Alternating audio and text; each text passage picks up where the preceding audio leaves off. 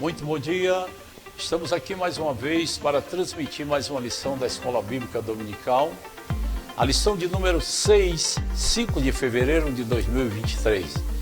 O tema dessa lição é o avivamento no ministério de Pedro. Pedro foi um dos discípulos chamado por Jesus para fazer parte do seu ministério, mas Pedro precisava ser trabalhado, ele era pescador de peixes.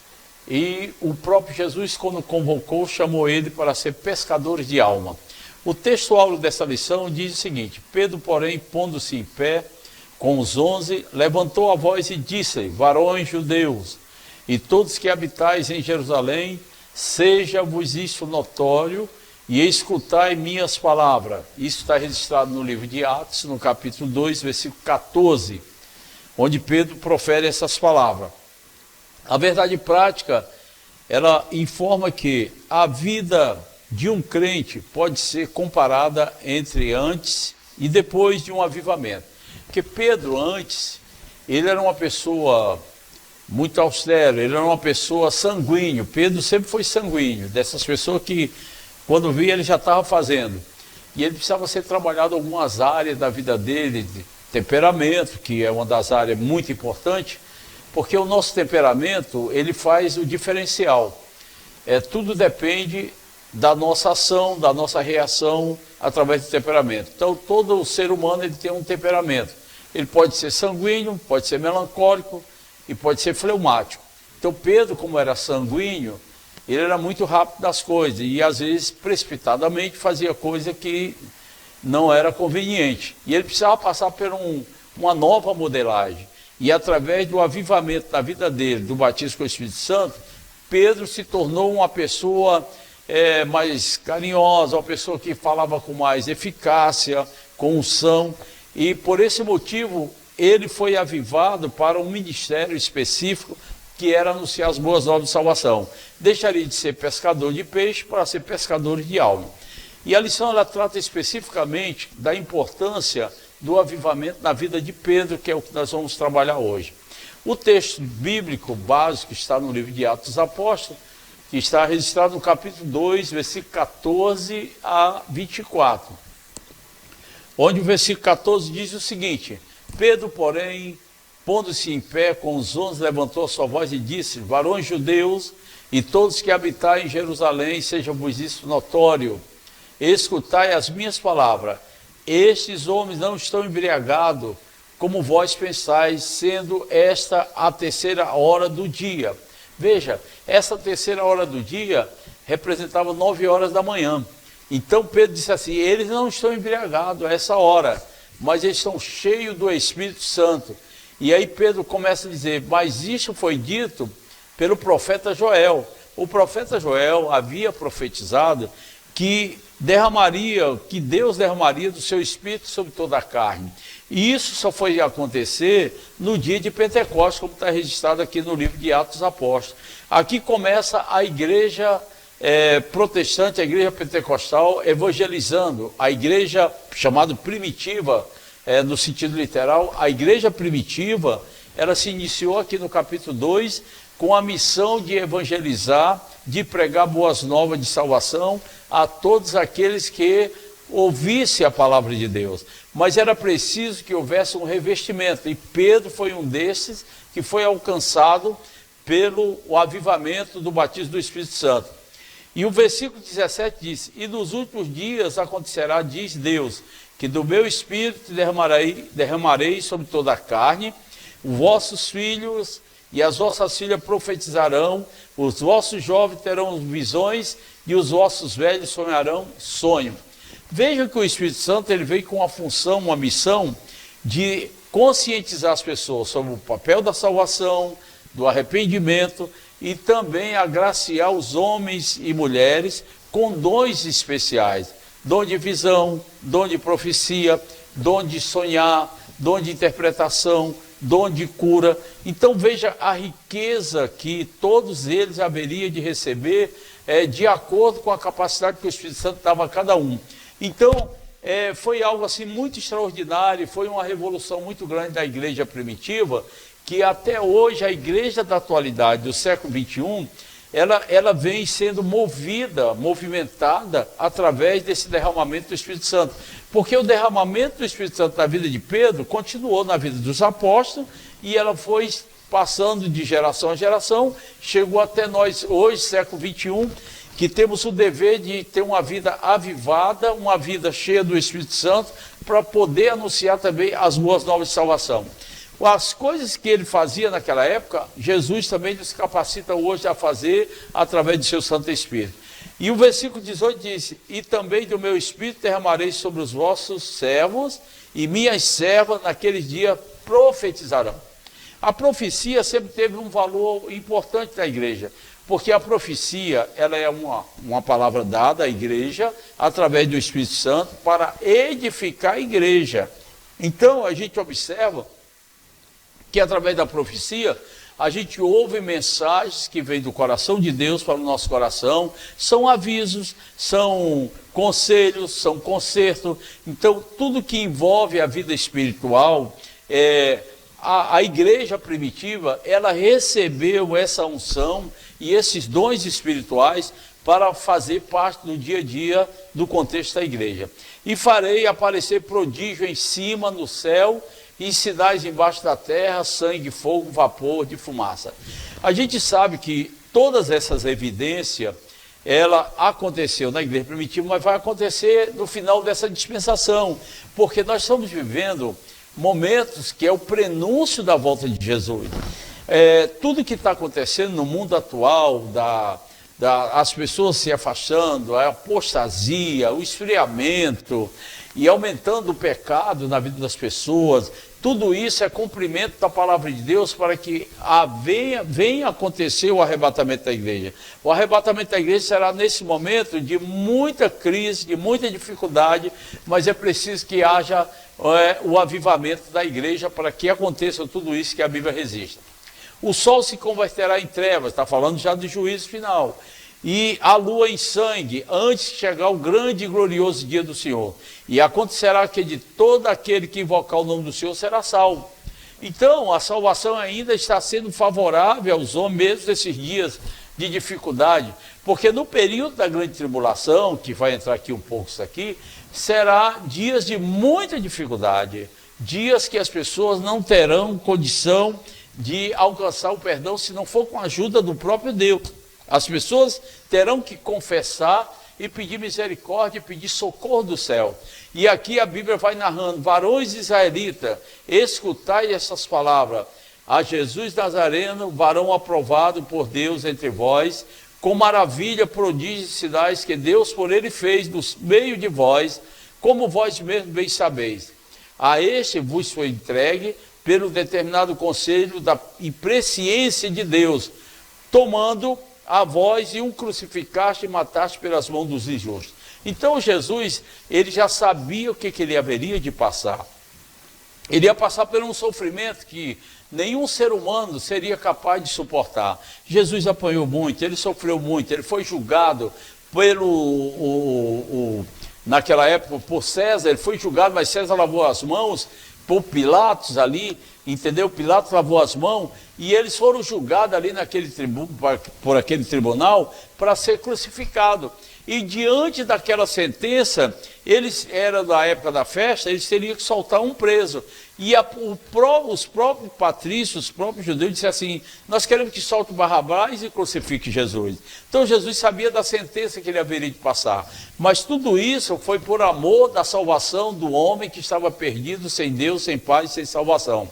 E aí ele diz: o qual Deus ressuscitou, solta as ânsias da morte, pois não era possível que fosse retida por ela. Porque Jesus foi o primeiro a vencer a morte. Ele foi morto, ele foi sepultado, mas ao terceiro dia a promessa se cumpriu que ele haveria de ressuscitar e haveria de estar junto ao Pai, assentado à sua direita. Mas ele apareceu depois de muitos dias aos apóstolos, ele apareceu a eles se revelando, apareceu a Pedro, a Tiago, a João, mostrando que ele era o Cristo ressurreto. Então Pedro começou a ter uma vida totalmente separada para Deus, voltada para a pregação do Evangelho, para transformar vidas para o reino de Deus, que é a missão da igreja. Nós precisamos permitir que a ação do Espírito Santo esteja permanente em nossas vidas. Para tanto, é necessário que a reflexão sobre os princípios bíblicos, adicionado à busca contínua pelo poder do alto, gere mudanças expressivas na nossa forma de pensar e agir. Porque a mudança que o Espírito Santo faz na vida da gente é uma mudança bastante radical. É preciso que mude certas práticas, que mude a atitude, o comportamento, para que o Espírito de Deus tenha a primazia, tenha todo o direito de poder trabalhar na sua vida, na minha vida, para que a gente possa levar as boas novas de salvação. O texto da Bíblia Sagrada aqui da lição, que é falando diretamente sobre Pedro, que foi depois de Pentecostes, que foi transformado em um homem cheio da unção e revestido pelo poder de Deus, porque antes Pedro não era esse Pedro. Pedro, ele puxava a espada por qualquer motivo, mas agora, depois do Pentecostes, que ele foi cheio do Espírito Santo, ele passou a viver uma vida totalmente diferenciada. E o tópico primeiro diz que as duas atitudes de Pedro. Certo dia, Jesus perguntou aos discípulos a respeito de como as pessoas identificavam. A resposta foram diversas. Uns entendiam que Jesus era João Batista, outros Elias, outros Jeremias, um dos profetas. A partir dessas respostas, Jesus indagou-lhes a respeito da opinião acerca da sua identidade. E tomando a palavra que Pedro era dessa pessoa muito afoita, respondeu prontamente: Tu és o Cristo, o Filho do Deus vivo. E Jesus respondendo disse: Bem-aventurado és tu, Simão Barjona, porque não foi a carne e sangue quem te revelou, mas o meu Pai que está nos céus. Está registrado em Mateus, no capítulo 16, versículo 17. Então, toda essa ação de Pedro, ter falado que Jesus era o Cristo, o Filho do Deus vivo, ressurreto, foi o próprio Espírito na vida dele que falou isso. E a lição diz mais ainda, que Pedro recebe, na hora que ele fala isso aí, certamente Pedro se sentiu gratificado, até mesmo lisonjeado com a resposta de Jesus a seu respeito. Imediatamente após esse episódio, Pedro recebe uma reprimenda de Jesus, uma correção. Nosso Senhor havia dito que ele iria para Jerusalém, padeceria nas mãos dos religiosos, mas ressuscitaria ao terceiro dia. Em seguida, o mesmo Pedro que falou: Tu és o Cristo, o Filho do Deus vivo, Pedro disse assim, retrucando: Senhor, tem compaixão de ti, de modo nenhum te acontecerá isso. Está lá em Mateus 16, 22. Na mesma hora, Jesus repreendeu a Pedro e disse, Jesus disse para Pedro: Para trás de mim, Satanás, que me serve de escândalo, porque não compreende as coisas que são de Deus, mas as que são dos homens. Está lá em Mateus 16, 23. Como deve ter sido desconfortável para Pedro ouvir uma pesada reprimenda após uma palavra de aprovação. O próprio Jesus tinha aprovado ele, quando ele disse: Tu és o Cristo, o Filho de Deus vivo. Mas quando Jesus disse para eles que ele haveria de ir para Jerusalém, seria julgado pelos religiosos e sofreria o martírio, Pedro disse: Senhor, tem misericórdia de ti mesmo. Aí Jesus vai e repreende ele: Para trás de mim, Satanás, né? Para que me serve isso de escândalo? Então Pedro ficou assim constrangido, porque ele não esperava isso. Mas o próprio Jesus sabia que aí já não era o Espírito de Deus, era o Espírito do mal falando através de Pedro. Porque é importante que a gente esteja na posição para falar aquilo que Deus quer que você fale, mas na unção de Deus, não aquilo que o homem pensa ou imagina. E ele diz ainda, aqui está em Mateus 26, 31 a 35, a primeira vez Pedro negou diante de uma criada, a segunda vez outra criada que dissera que ouvira Jesus, e pela terceira vez Pedro negou a Cristo diante de várias pessoas, praguejando e jurando. Mas depois desse momento o galo cantou, aí Pedro sentiu profundamente arrependimento, e Jesus perdoou a Pedro, porque aquilo foi um momento temporário. Então Pedro negou: Não, nem conheço, não sei quem é ele. Negou a primeira, a segunda, na terceira vez, quando o galo canta, aí Pedro vai cai em si, viu que realmente ele era uma pessoa frágil. Porque sem Jesus a gente não é nada. Por isso que a gente tem que estar sempre fundamentado, ligado na Bíblia, porque ela é a palavra de Deus, é ela que nos dá capacidade, é ela que nos fortalece. Então, esse tópico primeiro mostra a condição de vida de Pedro antes, e agora está mostrando Pedro começando uma vida nova. Depois dessas experiências que Pedro passou com Jesus, ele começou a aprender que ele dependeria do próprio Jesus, do Espírito Santo, para falar aquilo que ele precisava transmitir. Pedro é batizado no Espírito Santo, que é o tópico 2.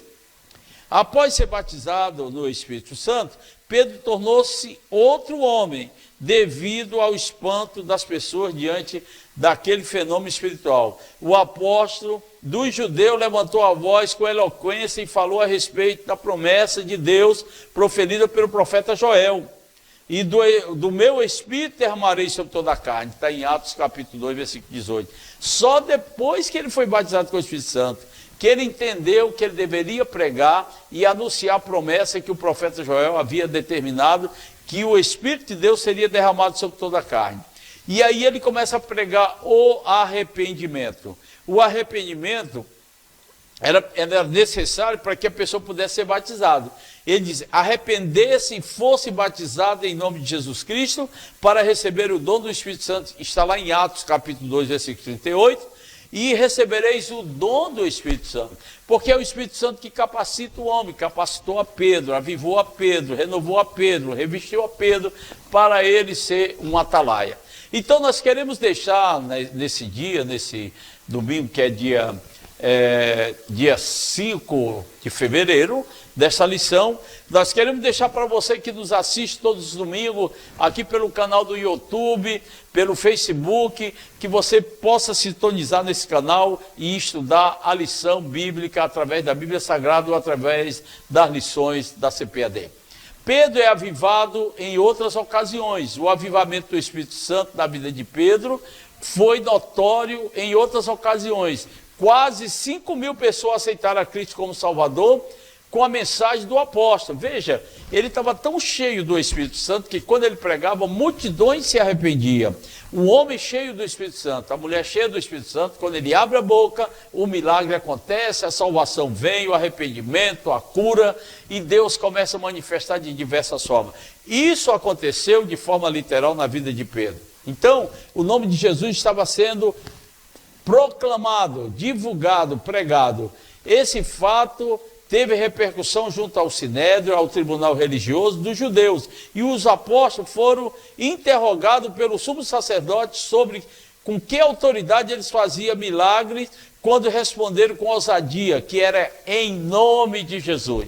É em nome de Jesus que pregamos, é em nome de Jesus que oramos, é em nome de Jesus que nós anunciamos as boas novas de salvação. Por isso fica aqui esta palavra que nós estamos transmitindo para você nesse dia, 5 de fevereiro de 2023. A igreja de hoje e o avivamento do Pentecoste. A igreja atual, que é o tópico 3, ela precisa da ajuda, ela precisa do Senhor Jesus para pregar boas novas com autoridade. O Senhor Jesus previu que antes da sua volta haveria uma grande falta de fé. Daí a reveladora pergunta, quando porém vier o Filho do Homem, porventura achará fé na terra? Porque nós estamos vivendo uma época que o materialismo tomou conta das pessoas. E há muitas pessoas que até se dizem religiosas que têm se afastado de Deus. Então, quando Jesus vier, vai encontrar uma boa parcela de pessoas fraca na fé, fria na fé, mas eu quero dizer que o Espírito de Deus está pronto a te renovar, a te dar vida, a te fortalecer, a te revestir. Portanto, fica aqui essa palavra deste domingo, desta semana para você, para que você possa refletir, analisar e, se chegar mais para Deus, abrir o coração crendo em Jesus, aceitando a Jesus como Salvador. Eu vou terminar com as minhas palavras fazendo oração a Deus, pedindo que abençoe a tua vida, a tua família, e você entenda o plano da salvação e aceite a Cristo como Salvador e deixe que o Espírito Santo faça morada para você ser também um verdadeiro pregador e um missionário. Deus eterno e soberano, agradecemos a Ti por esses minutos que passamos na Tua presença, anunciando as boas novas de salvação. Abençoa os teus filhos, as tuas filhas, que nos assistem através do canal do YouTube e do Facebook. Eu desejo a eles uma semana abençoada. Ser com eles, te adoramos, te agradecemos, em nome de Jesus. Amém.